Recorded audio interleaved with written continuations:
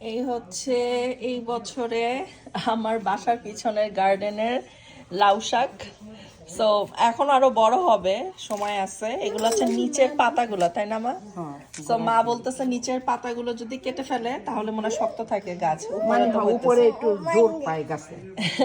So আমি চাইছিলাম video করব, মা যখন কাটবে আমি খেয়াল করতে পারি নাই। মা বাইরে থেকে নিয়ে আসছে, গাছে পানি দিছে। নেক্সট ভিডিও আমি আমার গার্ডেনে, আমি কিছু করি নাই, মা এবার শখ করে টুকটাক গাছ লাগিয়েছে, সেগুলো শেয়ার করব।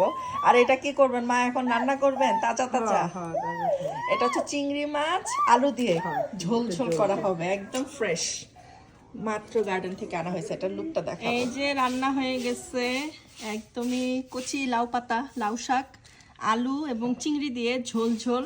যেহেতু নিজের গার্ডেনের, সো অল্প করে, খুব সুন্দর মানে কালারটা আসছে, ঘ্রাণটাও খুব সুন্দর। এতটুকু রান্না করছে, একদম লাউ শাকের ঘ্রাণে বাসা ভরে গেছে।